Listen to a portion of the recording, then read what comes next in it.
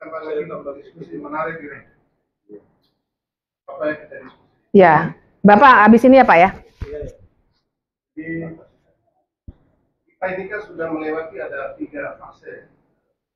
3 fase pertama gitu. Kemudian orde baru, kemudian terakhir orde informasi dan pasca informasi. Gitu. Kalau kita lihat misalnya undang-undang dulu, murni otonomi daerah undang-undang 22 gitu, dengan perimbangan keuangan daerah juga, dulu kan kita di dalam proses mencari jati diri. Mungkin pernah dengar dan merasakan sendiri pasca reformasi itu kebablasan gitu. Jadi di mana-mana dulu itu berlakunya peraturan pemerintah nomor 17, ada yang kita kenal itu adalah penolakan LKPD. Jadi penolakan LKPD itu ibaratkan sebagai momok bagi kepala daerah dulu. Misalnya dulu di Pindrang beberapa daerah itu dijatuhkan oleh DPRD kepala daerah itu. Nah itu waktu murni lahirnya Undang-Undang Otonomi Daerah Undang-Undang 22. Setelah itu pasca reformasi karena terjadi kekacauan begitu di mana-mana begitu, kejatuhan kepala daerah banyak sekali. Dan itu dimulai oleh DPRD saat itu. Begitu kuatnya posisi, akhirnya dirubah. Pasca reformasi itu sekarang misalnya PP 17 sudah tidak berlaku. Yang berlaku sekarang adalah PP 13 tahun 2019 tentang penyelenggaraan pemerintah, evaluasi penyelenggaraan pemerintah. Nah, pasca reformasi itu kita ini sebenarnya antara eksekutif dan legislasi di tingkat daerah ini sebenarnya hanya saling melengkapi kalau kita lihat. Contoh sederhana misalnya gitu. Kalau DPRD misalnya ingin ngotot, ketika misalnya pembahasan anggaran, menahan proses pembahasan anggaran, lalu apa kira-kira bargaining yang kita miliki terhadap pemerintah? Kalau tidak dibahas selesai, Bupati bisa membuat perkada dengan acuannya adalah APBD sebelumnya selesai. Begitu juga misalnya LKPJ gitu. LKPJ kalau tidak dibahas dalam jangka dianggap penerima, dianggap penerima ada mensuruh gitu. Jadi sekarang itu memang kita dipangkas ya Pak Ketua. Di samping dipangkas, DPRD itu sebenarnya hanya dijadikan sebagai stempel ini simulasi negara saja. Nah, jadi faktanya hari ini seperti itu, sehingga mungkin begitu pikiran-pikiran ibu tadi misalnya yang ini seperti itu ya teori saja. Sangat senang gitu. Ini kan sebuah semacam apa ya? Kami tidak di DPRD kabupaten ini hanya semacam mimpi kayak gitu saja. Karena faktanya ya suka tidak suka, mau tidak mau, kita hanya melaksanakan peraturan perundang-undangan gitu. Menurut saya yang paling penting adalah ya kalau ibu ini kan aktivis di luar sistem gitu. Nah, mari kalau memang demikian agar ada kesadaran kolektif secara sama-sama mungkin ya rubah undang-undang 23 itu yang paling penting gitu. Itu baru kita merdeka gitu. Lagi diusahakan. Dan rubah undang-undang 23 tadi gitu. Nah, itu baru enak begitu. Nah, itu kalau menurut saya kalau dibicara seperti tadi apapun kita bicara ada hasil. Jadi ada langkah misalnya apa, teorinya seperti apa, bahwa dua undang-undang ini harus dirubah gitu. Kalau kita ingin merdeka anggota DPRD di kabupaten dan provinsi ini. Kalau tidak, tetap begitu aja gitu. Mohon maaf gitu. Kita mau apa gitu? Nggak bisa ngapa-ngapain gitu. Perjalanan dinas saja ya kalau tidak ditandatangani di karena persoalannya kita bukan implementator gitu. Sekuat apapun DPRD gitu, kalau tidak mengelola keuangan percuma, batal gitu. Kenapa misalnya dulu zaman-zaman Belanda mereka kuat gitu, mereka melakukan penjajahan bangsa Indonesia karena ingin menguasai sumber daya gitu. Kenapa Amerika misalnya dengan membombardir Irak itu sebenarnya karena mereka ingin menguasai sumber daya itu. Jadi sekuat apapun DPRD itu, itu metodenya ya kami bukan sebagai pengelola gitu, bukan sebagai fasilitator penyelenggara pemerintah. Saya kira begitu Bu pikirannya. Oke, Bapak jadi Ya, jadi. pakai ini aja. Assalamualaikum warahmatullahi wabarakatuh. Waalaikumsalam warahmatullahi wabarakatuh. Terima kasih, menarik apa yang kita diskusikan hari tadi. Sebelum saya agak lama sedikit juga nggak apa-apa ya diskusi. Boleh nggak? Saya butuh Tapi ini 30 terakhir menit. ya. Wah, jangan 30 menit, Pak. Oh, gitu, 5 menit. Yang pertama saya harus mengkritisi dulu nih tentang tema besar kita pada hari ini, penguatan peran legislatif untuk tata kelola pembangunan daerah yang akuntabel. Saya tidak sepakat peran legislatif, tapi peran DPRD.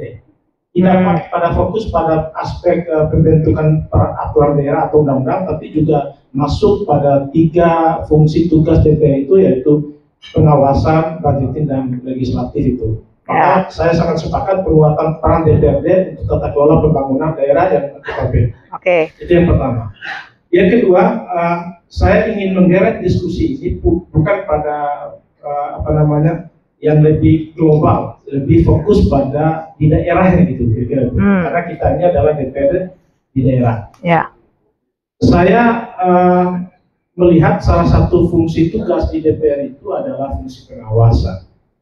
Kalau tadi misalnya Pak Wakil 1 sepakat Undang-Undang 23 tentang pemerintah daerah tahun 2014 itu dirubah supaya memperkuat posisi DPR dalam proses pengawasan, saya lebih sepakat juga Undang-Undang tentang partai politik juga harus dirubah. Ya. Kenapa? Salah satu fungsi tugas pokok kita adalah mengawasi, mengontrol jalannya pemerintah daerah. Tapi pada faktanya di lapangan, Bu, dan ini sudah saya tanyakan di beberapa kesempatan, bahwa terkadang kita sebagai anggota DPRD perpanjangan tangan daripada masyarakat. Salah satu tugasnya adalah untuk mengontrol dan mengawas jalannya roda pemerintahan daerah. Tapi anggota DPRD terkadang kalau untuk mengkritisi pemerintah daerah ini acuh tak acuh gitu. Karena di satu sini barangkali misalnya Bupati kenal baik dengan ketua partai kita mau kritisi kebijakan Bupati kira-kira begitu. Ya tiba-tiba Bupati ini telepon ketua partai kita, oh Anda ini nggak boleh terlalu kritis terhadap Bupati, itu teman saya, kira-kira begitu. Di satu sisi kita ini adalah perpanjangan tangan masyarakat untuk mengkritisi kebijakan pemerintah daerah, tapi di satu sisi kita juga dikontrol oleh ketua partai. Nah untuk itu bagaimana menurut Ibu dalam perspektif hukum tata negara supaya DPR ini punya independensi cara berpikir, mereka itu tidak bertuhan kepada ketua partai, tapi mereka bertanggung jawab pada konstituen yang mengamanatkan mereka untuk mengontrol jalannya pemerintah daerah. Kira-kira begitu. Apa pandangan Ibu dalam perspektif ilmu tata negara? Oke, baik. Itu aja. Nanti kita perkembang diskusinya. Baik, terima kasih. Jadi ini pertanyaan terakhir ya, karena tadi panitia di belakang udah ngingetin saya, udah kasih sekian menit lagi gitu. Nah, tapi begini, jadi Ibu dan Bapak sekalian. Kalau soal misalnya apa saja tugas DPRD, hal seperti itu kan saya kira kita semua udah dapat ya Ibu dan Bapak ya. Tapi jangan khawatir kalau di materi itu dibagikan ada. Kalau memang requestnya seperti itu. Tapi ketika saya datang ke sini, di pikiran saya adalah masa iya saya ngajarin kayak ke anak sekolah. Tugas DPRD adalah cara melaksanakan fungsi legislasi ini, kan juga nggak seru diskusinya. Cara berpikirnya kita ini kan penguatan peran legislatif, Ibu dalam sebagai materi kan paling tidak dia punya dasar nih, sudah memecahkan permasalahan tentang penyelenggaraan pemerintah daerah dengan stagnasi naik turunnya, potensi-potensinya. Terus Ibu melihat kelemahan kita sebagai legislator ini di mana untuk penguatan tata kelola. Ini yang kita sebenarnya ingin menurut potret Ibu yang berdasarkan riset di beberapa wilayah. Dalam daerah kami yang katakanlah orang baru banyak belajar, kan ini yang sebenarnya kita ingin dapatkan satu materi.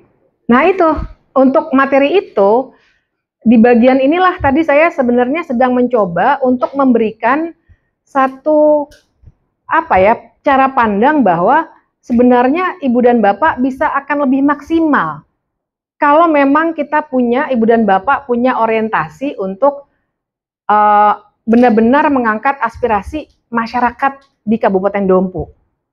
Itu yang sebenarnya saya coba untuk bilang, oke, ada aturan mainnya yang Ibu Bapak pasti sudah dikasih aturan mainnya dari Kementerian Dalam Negeri, pasal segini, PP ini, PP itu, dan seterusnya. Yang kalau saya ulang, pasti juga akan membosankan. Tapi justru saya sedang memberikan semangat bahwa ada ruangan ini, ada ruangan itu. Kalau kita mau. Nah, jadi makanya buat saya attitude bahwa ya udahlah kita nggak bisa ngapa-ngapain lagi, itu sebenarnya attitude yang ingin saya coba bongkar dalam kesempatan malam ini. Ya, Karena itu sasaran yang ingin kita dapat. betul. Makasih Pak. Bukan. Makasih Pak. Jadi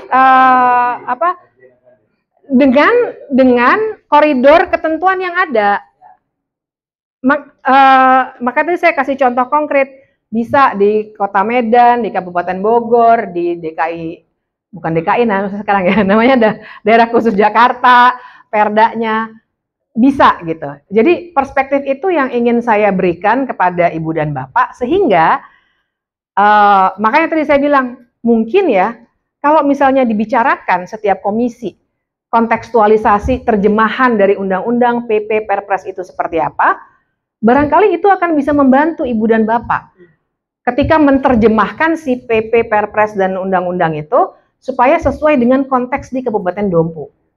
Nah, kira-kira idenya itu seperti itu. Nah, kalau soal yang hubungan dengan partai politik, nah ini kita memang masih bongkar undang-undang partai politiknya dulu. Yang jadi kalau misalnya Ibu dan Bapak bilang, makanya masyarakat sipil dorong ini dong, dorong itu dong, udah dicoba.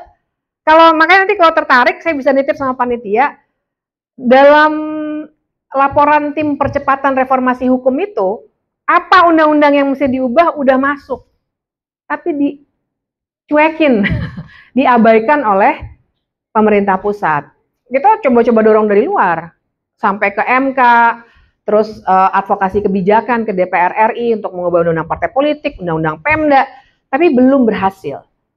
Karena Ibu dan Bapak seperti kita tahu, membangun demokrasi nggak cuma dihitung seperti proyek. Nggak bisa, wah 5 tahun lagi selesai, belum tentu. Pasti ada naik turunnya. Nah, jadi itu yang sekarang sudah dilakukan. Kalau konkretnya bagaimana, saya kira akhirnya tergantung pada partai politik masing-masing. Tapi membongkarnya secara sistemik, yang jadi masalah di negara ini kan banyak hal-hal yang secara sistem harus diubah.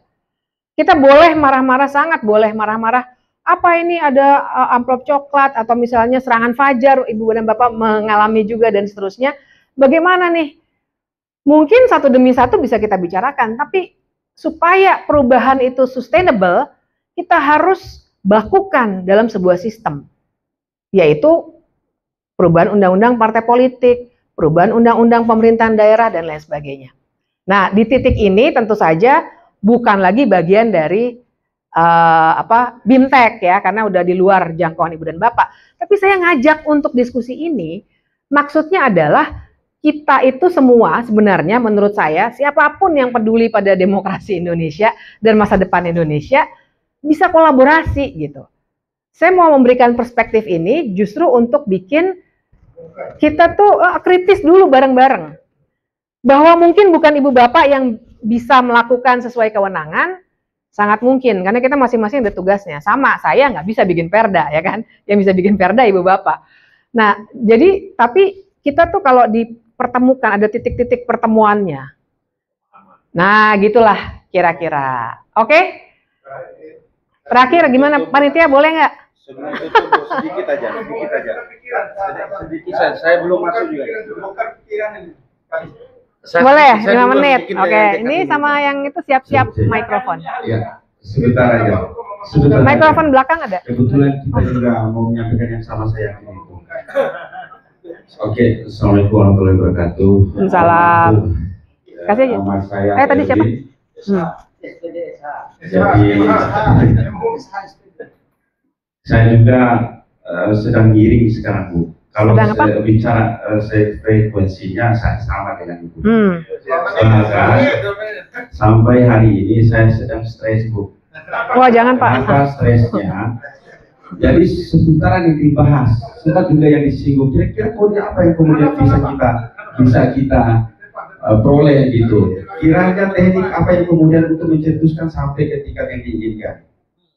Makanya pemahaman hukum saya ini bukan saja undang-undang, tapi hukum. Nah, bagus. Oke. Kita boleh cerca hari ini. Mungkin sebagian orang yang tidak paham hukum akan menjadi musibah besar. Kenapa musibah besar, Bu? Kita pahami hukum itu artinya apa. Disitulah sisi lemahnya ini menjadi kode intinya. Hukum itu kan sebuah perilaku paksa. Perilaku. Terhadap, tapi dengan tanda kutip apa kan gitu. Nah tentu ini, saya sempat menyampaikan kemarin, saya juga masuk daripada tim Bapemperda. Oh, masuk ke Pemperda. Oh, oke. Dan juga teman-teman lain. Kemudian saya sempat cerca itu Profesor Dr. Bu. Sepengetahuan saya, yang notabene itu ditulis sebagai jasa palsu. Sekarang kita uji. Saya cerca sebagai legal drafternya itu. Karena untuk menyusun sebuah yang namanya materi legal drafting gitu. Nah kemudian saya tanya seputaran perda yang kemudian kita susun ya tentang pertambangan di wilayah Dompu. Itu tambang terbesar dunia itu. Saya tanya, sempat disampaikan tadi itu, ini spesifiknya ini menjadi inti kode inti dalam hukum itu. Semua tuh nggak tahu sama ibu, boleh kita debat juga secara hukum, Bu. Mohon maaf. Itu ada dua, Bu. Ada dua. Apakah sistem dari sekuat apakah desentralisasi, sedangkan sudah dicap di sana itu sistemnya ada di sana desentralisasi, kan begitu? Saya tanya pada legal drafternya, Bapak menyusun perda tentang pertambangan, apa nggak mau pelaku tambang menegakkan perda? Mau nggak? Baca undang-undang tambang. Lagi diganti. Saya baca semua undang-undang tentang pertanahan, tentang kehutanan, tentang IWPK sampai ketika kalau saya baca semua. Kira-kira apakah tidak dipusatkan pada satu titik? Peran desentralisasi itu di mana sisinya? Jangan-jangan yang disampaikan oleh ibu tadi itu mungkin bisa, tapi sistem lobbynya seperti apa? Mereka tidak lihat. Makanya saya sedang berpikir, makanya kode awalnya saya stres sekarang, Pak. Oh, oke. Mau bagaimana pun lihatnya kita intervensi ini loh. Ya. Intervensi ini. Cuma saya kesulitan penyampaiannya karena memang kaku. Kemudian kalimat apa yang kemudian saya ungkapkan lebih awal, Bu? Kopi kalau kaku. Itu yang kemudian perlu Ya. Kalau kunci ilmu dasar hukum, mari kita belajar. Kalau dari awal apa? Kemudian kalimat yang disampaikan kok tidak dipahami oleh kami? Boleh kita pelajari dari awal tahapan-tahapannya. Demikian barangkali. Saya yakin satu frekuensi saya dengan Ibu. Mohon maaf, pas tadi gua semua betul. Oke, terima kasih. Langsung ya, belakang. Bukan. Terima kasih. Warahmatullahi wabarakatuh. Yang pertama memang menjadi keresahan kami yang ada di daerah ini adalah istilah desentralisasi di sini. Persis. Sekarang ini. Iya.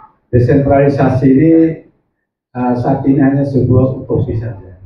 Benar. Padahal awal kita salah satu agenda reformasi kita itu adalah Desentralisasi. Nah, sepertinya sekarang ini semua memang itu kembali ke desentralisasi. Benar. Tadi undang-undang pajak dan ini undang minerba sekarang. Daerah ini luar biasa, kita hanya closing list istilahnya. Kita hanya diberikan kewenangan hanya mengatur sekitar 18 kewenangan saja. Ya. Padahal banyak potensi kami yang ada di termasuk dalam masalah tambang minerba. Nah kami hanya jadi penonton. Benar. Nah, setuju. maksud kami mungkin pada kesempatan Sama ya ternyata. Pada kesempatan ini Ibu Bivitri dengan teman-teman misalnya yang lainnya bisa mendorong kembali supaya kewenangan terkait masalah terutama yang berkaitan dengan masalah undang-undang pajak dan retribusi daerah ini mungkin harus bisa diserahkan. Tidak usah di closing seperti itu. Berikan kebebasan kepada pemerintah daerah untuk mengatur diri sendiri. Tidak berhak. Yang kedua, saya pikir terkait masalah hierarki ya. Di Permendagri nomor 120 sebagai perubahan daripada Permendagri 80 terkait masalah penyusunan produk daerah, itu kita memang diberikan kebebasan, bukan hanya pencantelan terhadap undang-undang yang ada di atas. Kita memang di situ hanya dibatasi saja apa yang tidak diatur dalam undang-undang yang ada di atas. Nah, salah satu alasan kita membentuk produk daerah itu adalah karena aspirasi.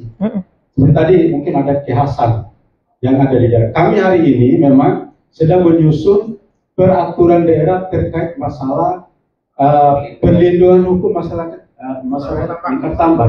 Oh ya, bagus Jadi banget. tidak ada Bagus banget. santilannya, karena Ya. itu diususan. Ya.